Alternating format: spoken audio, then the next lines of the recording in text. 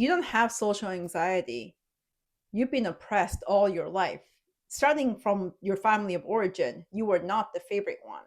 You were the one who had to work really hard and earn everything, work so hard for basic validation and attention. Now, fast forward to when you enter school and you start to have peers, your friends. Same thing. You carry the old identity of who you had to be in your family of origin. And then you start practicing that with your friends too, fighting for validation, attention, and even becoming someone's sidekick.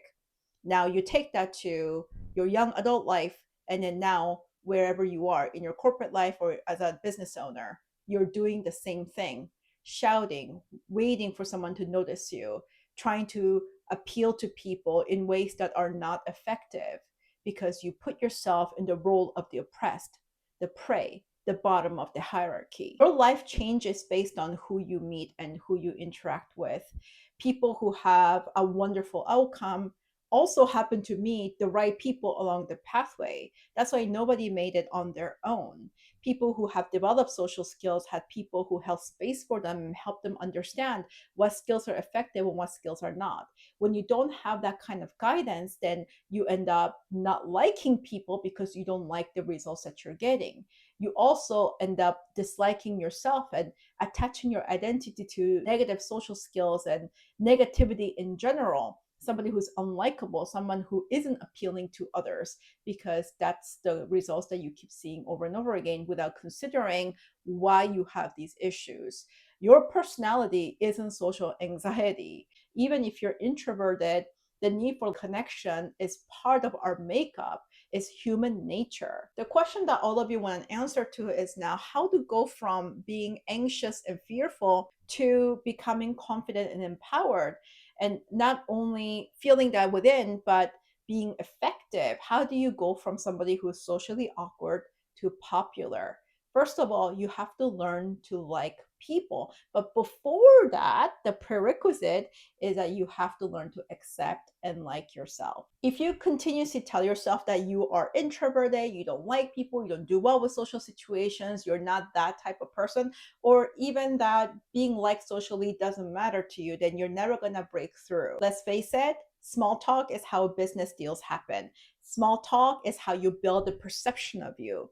And small talk and how you build the perception of you is whether people end up liking you or not. It's never the big, huge events and what you accomplish. It's not even about competency, the reason why people promote you and how you end up making more money. When people like you and they see you as somebody that will make their life easier, happier, better, more exciting, then you're going to be promoted. People are going to give you money. That you're going to get that position. This really is basic knowledge, but even now people struggle with reconciling the fact that the world is unfair, that competency and high education alone are not going to give you the life that you want. Most people want a promotion and make more money. If you don't have those goals, then you must have been so oppressed to the point that you don't understand what that type of power leverage can give you, what kind of comfort, what kind of ease in life, and the kinds of opportunities and options available to you. We are social creatures. We need to be liked by people. We rely on other human beings every single day. You have to have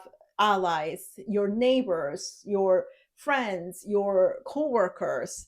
You have to be liked by your boss. Otherwise, you have a very, very hard time rising up in ranks because you need your boss's sponsorship to get you to the next level. With the rise of the internet, particularly social media, we have become a lot more sociopathic and individualistic. And part of that general change that we have been going through as a generation, one of the rhetoric that stands out a lot and we hear a lot is that you don't need people, just cut them out, get rid of them. By the time you get to a place where you cut somebody out, there needs to be a lot of reasons why it's not in your best interest and favor to keep that person around. The majority of the people that you work with and interact with, they're not going to be perfect. You're going to dislike a lot of people, at least many qualities of a person. When it comes down to looking at whether you cut out a person, isn't ideally about whether it's right or wrong, because again, we have so much social conditioning that determine what's right or wrong that may not be ideal for you. I like to propose that you start looking at these situations, these dilemmas from the perspective of whether it's helpful or unhelpful. Do you still need these people? Do you need them by your side? Can you leverage them? What is the pros and cons? Do these people care about you enough, or there's some kind of reciprocal interaction, or you need each other's work or input enough that you need to maintain these relationships? Do you need references? These are all very important questions to ask before you burn those bridges.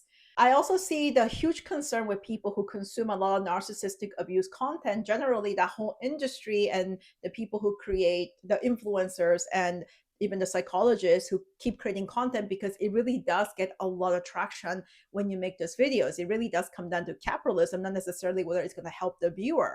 If you're drawn to that kind of content, you are somebody who has been oppressed all your life by your family and then with every social circle that you enter.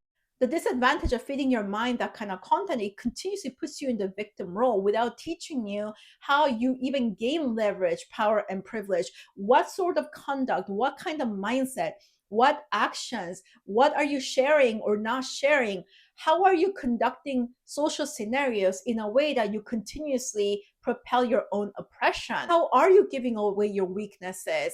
And then that in turn is going to give you feedback, and that turns into deeper social anxiety and a negative perception about yourself, that you are either not good socially, or people don't like you, or that you're meant to be a lone wolf the rest of your life. That's just your personality and who you are, which then pigeonholes you even further to being a loner, which means that you don't have the leverage of having allies. Now that you understand that, a great part of your social anxiety is conditioning, and much of it has to do with how people treated you, how your family treated you, who you had to be to survive your initial environment, and who you ended up meeting along the way. I'm going to share with you 3 tips on how you can start overcoming social anxiety. Number 1, if you want to be liked by people, you have to like them first. Notice your own contempt and judgment toward people. Notice how you have a sense of superiority, that you do not belong with the masses, or that you know better, or you're more educated, and the rest of them are stupid. These are the ways that you notice differences first, and you lead with differences, and then you end up creating a divide or an invisible wall,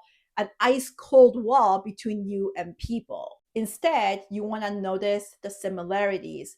How can you relate to those people, even if someone in front of you has no similarities whatsoever in terms of background or education? How can you relate with them at a human level? Seeing people from this perspective is also how you teach yourself to develop extended empathy, meaning empathy beyond how you would feel if you were in someone else's shoes, but how they would feel being in their shoes. Empathy beyond is being able to relate to people and create space for them, even when they're going through pain that you have never experienced yourself. Second, value people and show them.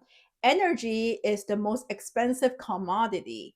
When people give you energy, they create space for you, then you have to be appreciative and grateful. Respond to people, write them back. Sometimes you tune out because you have social anxiety and you don't feel comfortable, or you don't want to say no. Whatever your intention may be, how you come across is disrespectful. Appreciate people's energy and show them. 3, always lead with gratitude.